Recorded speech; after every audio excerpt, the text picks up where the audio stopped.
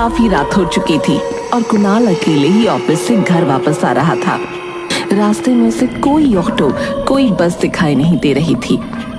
कुणाल बस चलता जा रहा था, पर उसका घर अभी भी काफी दूर था। थोड़ी दूर चलने के बाद जब कुणाल एक सुनसान सड़क से गुजर रहा था, तो उसे कुछ भी ठीक नहीं लग रहा था। उसे बार बार ऐसा लग रहा था कि कोई उसके पीछे चल रहा है।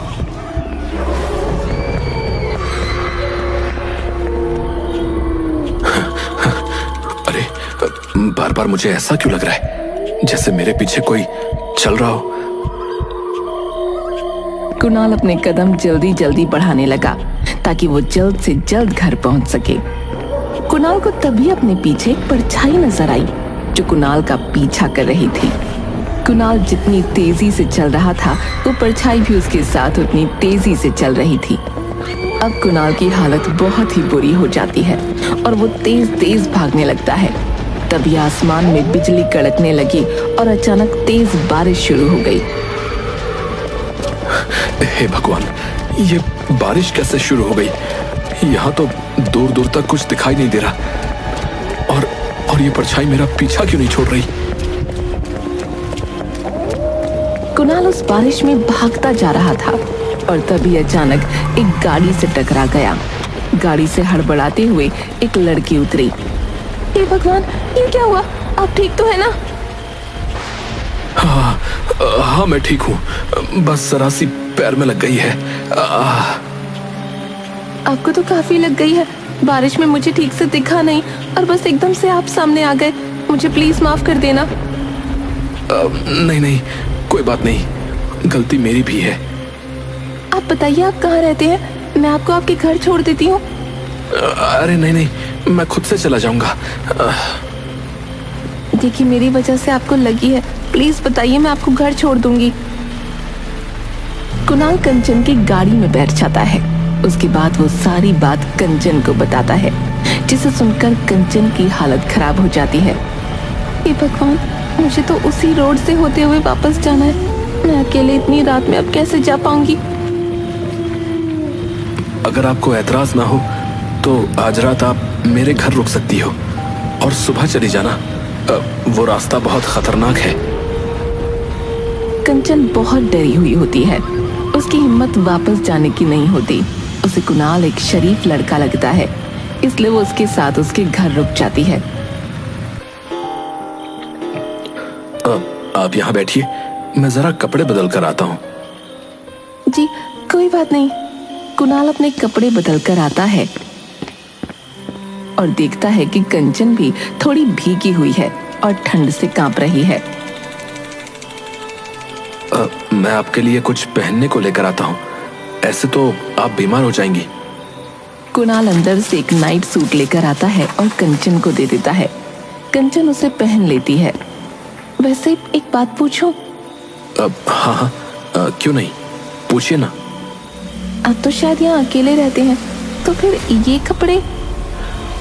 ओह, ये तो बस ऐसे ही मेरी एक दोस्त के हैं।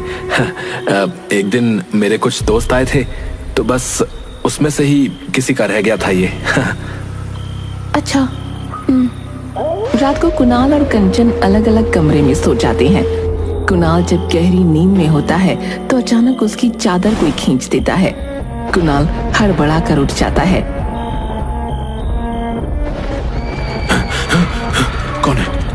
कौन है यहाँ? कौन है? आओ कुणाल। कौन है? सामने आओ, कौन है यहाँ? कुणाल की आवाज सुनकर जल्दी से वहां कंचन भागते हुए आती है और लाइट जला देती है। कुणाल पसीने में लथपथ अपने बिस्तर पर बैठा कांप रहा था। क्या हुआ? आप चिल्ला क्यों रहे थे? वो यहाँ आई थी। वो मुझे बुला रही थी, मेरे नाम से मुझे पुकार रही थी। पर कौन? कोई भी तो नहीं है यहाँ। नहीं है वो। तुम जाओ यहाँ से और जाकर सो जाओ। मैं ठीक हूँ, तुम जाओ। कुणाल डरकर वहीं कोने में बैठा रहता है। कंचन के जाने के बाद कुणाल की नजर फर्श पर पड़ती है, जिसे देखकर उसके होश उड़ जाते हैं। फर्श पर उल्टे पैरों के निशान होते हैं। हे भगवान, ये कैसे हो सकता है? नहीं, ये सच नहीं है। ऐसा नहीं हो सकता। मैं ये किसको घर ले आया? मैं अब क्या करूं? जिससे बचकर मैं भाग रहा था, मैं उसे खुद ही अपने घर ले आया। कुणाल जल्दी से अपना फोन ढूंढने लगता है और अपने दोस्त को फोन मिलाता है, पर उसका फोन ही नहीं लगता। उसके बाद वो चुपके से अपने कमरे से निकलता है और घर से बाहर जाने की कोशिश करता है। वो दबे पांव आगे बढ़ ही रहा होता है कि उसकी नजर रसोई में पड़ती है, जहां कंचन कुछ खा रही थी। कुणाल झांक कर देखता है तो उसके होश उड़ जाते हैं। कंचन बिल्ली के बच्चे को खा रही थी। हर तरफ खून फैला था। ये देखकर कुणाल वहीं का वहीं खड़ा रह जाता है और जैसे ही वो अपने पैरों को वहां से हिलाने की कोशिश करता है, तभी कंचन खून से लथपथ मुंह लेकर पीछे मुंडी घुमाती है। आ गए तुम? मैं कब से तुम्हारा इंतजार कर रही थी। देखो ना, मुझे कितनी भूख लग रही थी और खाने को कुछ भी नहीं था। तो तुमने ये बिल्ली यहाँ बैठकर दूध पी रही थी। मुझे गुस्सा आ गया और मैंने इसे ही पकड़कर खा लिया। हे भगवान, आखिर कौन हो तुम? क्यों मेरे घर आई हो? मैंने तुम्हारा क्या बिगाड़ा है? तुमने मुझे नहीं पहचाना कन्नू? तुम भूल गए मुझे? कन्नू? इस नाम से तुम मुझे बस प्रिया बुलाती थी। तुम प्रिया हो? हाँ, प्रिया हूँ मैं। कैसे भूल सकते हो तुम मुझे? याद करो सब कुछ, याद करो वो दिन। क्या हुआ प्रिया? तुम इतने गुस्से में क्यों? प्लीज एक बार मेरी बात तो सुनो। नहीं सुननी मुझे तुम्हारी कोई बात। तुम कभी मेरी कोई बात सुनते हो क्या? अच्छा बाबा, अब से मैं तुम्हारी सारी बातें सुनूंगा और मानूंगा भी। देखो, मैं यहीं बैठा हूँ और आज बस तुम्हारी ही सुनूंगा। देखो, मेरी शादी होने वाली है, इसलिए अब मैं तुमसे बात नहीं कर सकती हूँ।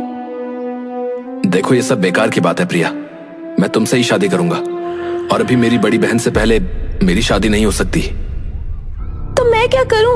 उस कलूटी अपाहिज के चक्कर में क्या मैं जिंदगी भर बैठी रहूं? प्रिया, बस करो। तुम्हारी हिम्मत कैसे हुई ये सब बोलने की? हाँ, वो तो है ही मनहूस। मैं जा रही हूँ अभी के अभी, और दोबारा मुझे अपनी शक्ल मत दिखाना।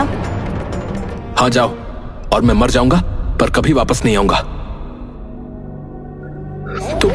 तुम तो चली गई थी ना मुझे छोड़कर? हाँ, गई थी और रोड पर बारिश में खड़ी तुम्हारा इंतजार करती रही कि शायद तुम आओगे, पर नहीं। घंटों हो गए तुम नहीं आए। फिर मैंने उसी सड़क पर एक ट्रक के आगे आकर अपनी जान दे दी। क्या कह रही हो तुम? तुम्हारी वजह से मेरी मौत हुई है। मैं तब से उस सड़क पर आत्मा बनकर भटक रही हूँ। अब मैं तुझे नहीं छोड़ूंगी। तुझे भी अब मरना होगा। नहीं। कुणाल वहां से अपनी जान बचाकर भागता है और जैसे ही वो दरवाजे तक पहुंचता है, वैसे ही दरवाजा अपने आप बंद हो जाता है। कुणाल इधर उधर भागने लगता है, पर चारों तरफ से सारे खिड़की दरवाजे बंद हो जाते हैं। कुणाल कहीं से भी बाहर नहीं जा पा रहा होता। उसे समझ नहीं आता कि अब वो करे तो क्या करे।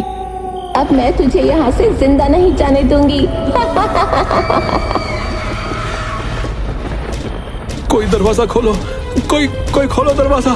बचाओ मुझे, प्लीज, कोई मुझे बचाओ। बाहर से कोई दरवाजा नहीं खोलता और कंचन कुणाल की तरफ बढ़ती चली आ रही होती है। कुणाल उसके आगे हाथ जोड़ता है। मुझे छोड़ दो प्रिया, मेरी बात तो सुनो, मुझे छोड़ दो। प्रिया के सर पर खून सवार होता है। वो कुणाल की गर्दन पकड़ने ही वाली होती है कि तभी कुणाल वहां पर रखा फूलदान उसके सर पर दे मारता है। कंचन वहीं गिर जाती है और बेहोश हो जाती है। मुझे जल्दी कुछ करना होगा, पर मैं क्या करूं? कुणाल बाहर भागने का सोचता है, पर फिर अचानक उसका ध्यान कंचन के बैग पर पड़ता है। कुणाल बैग खोलकर उसमें उसका सामान देखने लगता है। उसमें कंचन की एक फोटो मिलती है। उस फोटो में कंचन और प्रिया साथ में खड़े होते हैं। अब ये क्या है? कंचन और प्रिया एक दूसरे को जानते हैं और ये पीछे तो राहुल खड़ा है। हेलो राहुल, मैं कुणाल बोल रहा हूँ। हम सेम कॉलेज में थे, याद है? साथ में फुटबॉल खेलते थे, याद है? अरे कुणाल, कैसे हो? कैसे याद किया इस वक्त? तुम कंचन को कैसे जानते हो? भाई, उस लड़की का नाम मत ले। अरे पर ऐसा क्या हुआ है? भाई प्लीज, मैं अभी फोन रखता हूँ। प्लीज भाई, मुझे तुम्हारी बहुत जरूरत है। एक बार मेरी बात तो सुनो। वो मेरे घर इस वक्त बेहोश पड़ी है। मैं जल्दी तुम्हारे घर आ रहा हूँ, पर उसे तब तक उठने मत देना। इतना सुनकर राहुल फटाफट कुणाल के घर एक बाबा को लेकर पहुंचता है। कहाँ है वो चुड़ैल? अच्छा, अभी तक बेहोश है। सही है। चुड़ैल? हाँ, चुड़ैल है ये, चुड़ैल। बाबा, इसे जल्दी से कब्जे में करो, वरना अगर होश में आ गई तो किसी को नहीं छोड़ेगी। बाबा अपने तंत्र मंत्र से कंचन के चारों तरफ घेरा बना देता है। ये सब क्या हो रहा है? कौन आया है यहाँ? तूने इसको यहाँ क्यों बुलाया? ताकि इस बार मैं तेरा खेल हमेशा हमेशा के लिए खत्म कर दूं। कुछ नहीं कर पाएगा मेरा। इसको मार दूंगी, मैं मार दूंगी। तुझे जिसको मारना था मार तो दिया, अब इसको क्यों मारना चाहती है? ये सब क्या हो रहा है? तुम अभी शांत रहो, मैं तुमको सब बताऊंगा। ओम ह्रीम क्लीम स्वाहा। ओम ह्रीम क्लीम स्वाहा। मैं तुझे नहीं छोड़ूंगी, समझ गया तू? तू बचेगी तब मेरा कुछ बिगाड़ पाएगी, तू नहीं बचेगी। बाबा सिंदूर निकालकर कंचन के माथे पर मल देता है, जिससे वो बुरी तरह से चिल्लाने लगती है और फिर अचानक गायब हो जाती है। ये सब देख कुणाल के होश उड़ जाते हैं। ये सब क्या हो रहा है मेरे साथ? प्लीज मुझे कुछ बताओ। शायद तुमको पता नहीं है, पर प्रिया कॉलेज में जादू टोना करती थी। क्योंकि तुम प्रिया से प्यार करते थे, इसलिए कोई भी तुमको ये बात बताने से डरता था कि कहीं तुम प्रिया को ना बता दो और फिर वो जाने उसका क्या करेगी। तुम्हारे कॉलेज छोड़ने के बाद कंचन नाम की एक लड़की ने कॉलेज में एडमिशन लिया था। कंचन मुझे प्यार करने लगी थी और मुझे हासिल करने के लिए उसने प्रिया से जादू टोना सीखा और मैं उससे प्यार भी करने लगा था। पर एक रात जब मैं अचानक उसके घर पहुंचा तो मैंने उसे जादू टोना करते हुए देख लिया। मैं उसके बाद सीधा इन बाबा के पास गया, जिन्होंने मुझे उसके चंगुल से आजाद किया। कंचन मुझे वश में ना कर सकी, इसलिए उसने आत्महत्या कर ली। उसके कुछ दिन बाद हमने ये खबर सुनी कि प्रिया की भी मौत हो गई है और उसे उस कंचन ने ही मारा था। वो अपना प्यार ना हासिल कर सकी, इसलिए उसने प्रिया को भी मार डाला ताकि उसे भी उसका प्यार ना मिले।